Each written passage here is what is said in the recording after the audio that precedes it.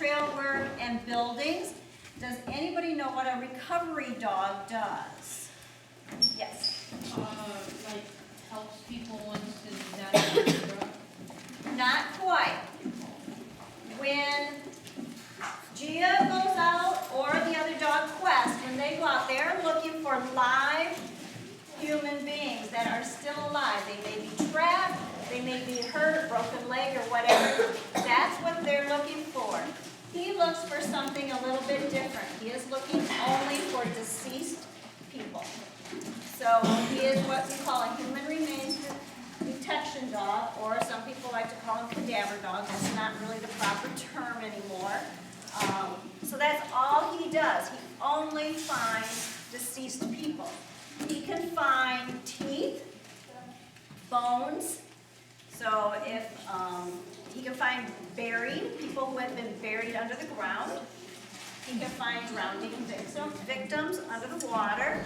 So he is specialized to use his nose only for those things. He will never tell me if there's a live person. If we're on a search and the person's still alive, he's probably not going to tell me.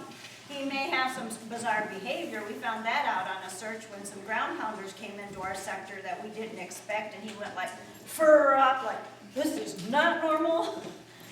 So he might have behavior, but he's not going to tell me. And all of the dogs, when they've made a find, whether it's live or deceased, they have their indication. And you saw Quest do his bark.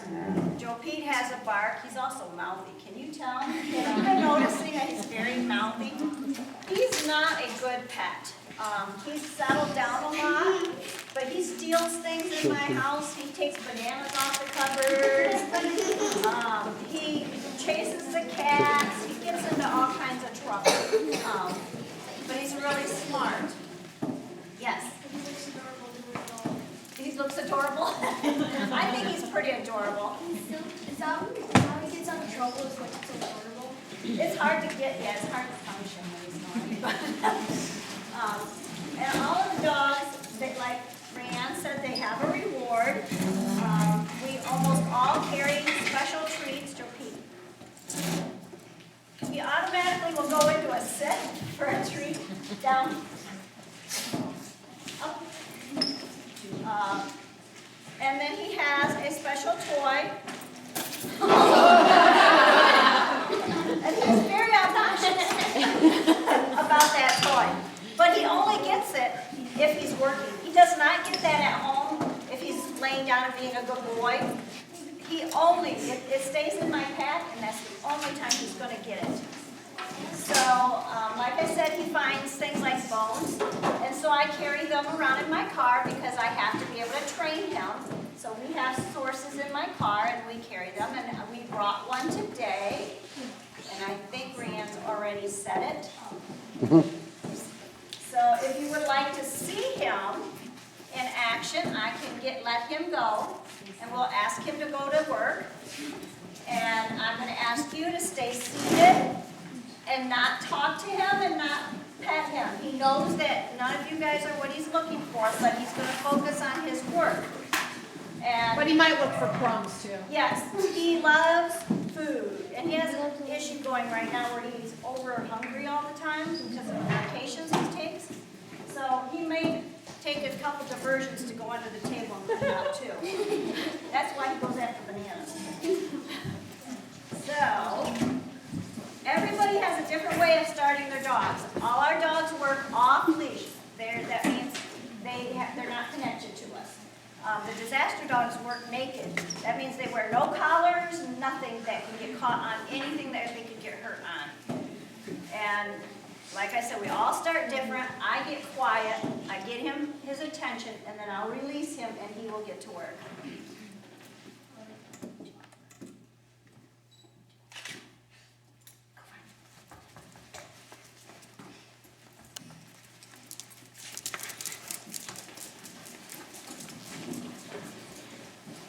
What he's doing first is a hasty, what we call a hasty. He's checking out the room, and then he'll narrow it down.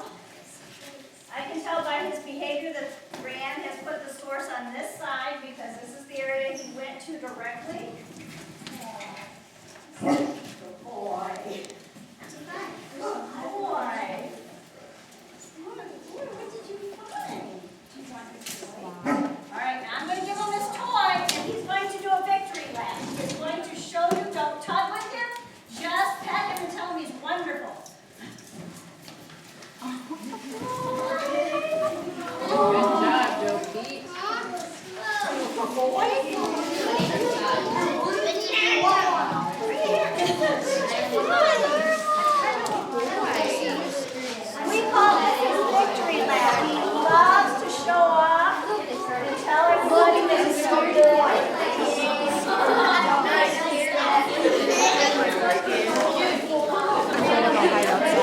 All right.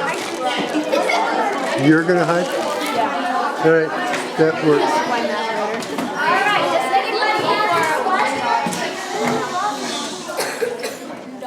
Do you have questions about this kind of dog? Go ahead.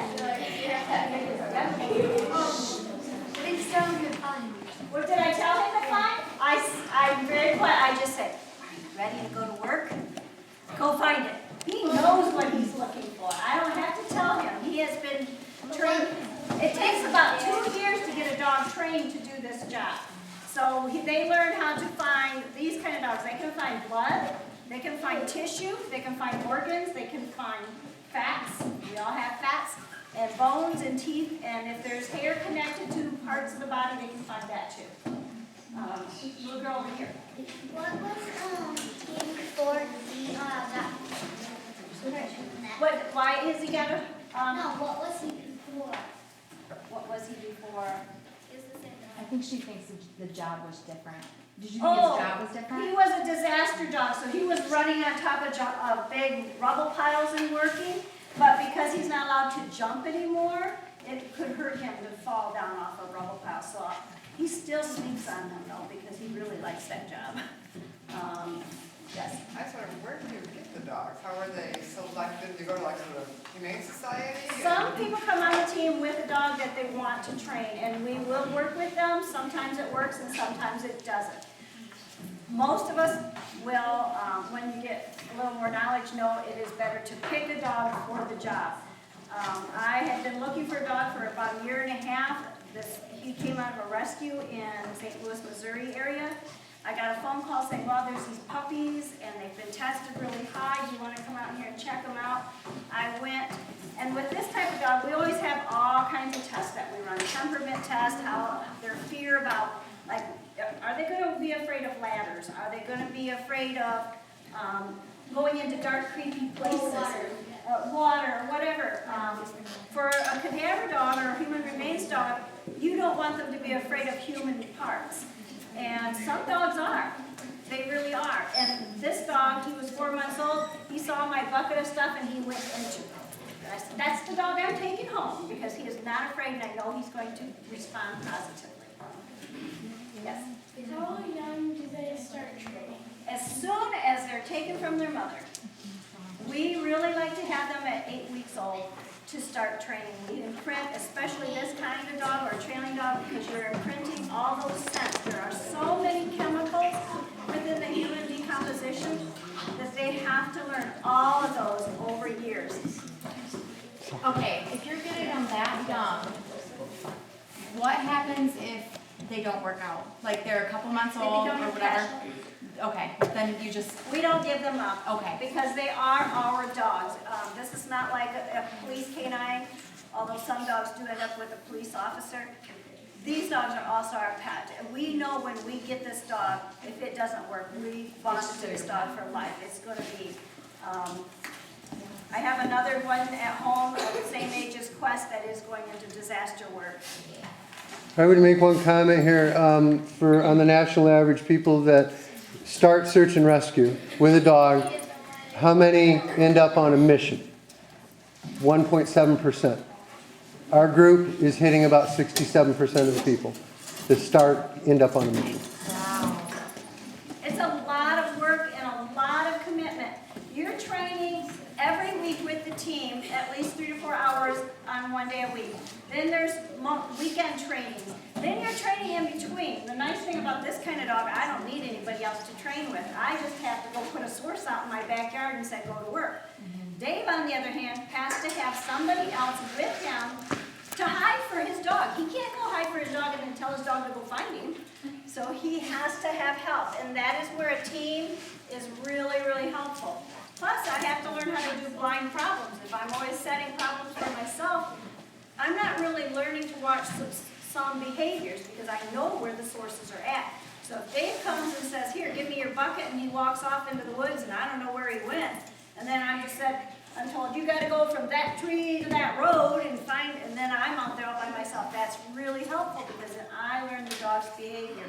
We have to learn scent theory, we have to learn strategy.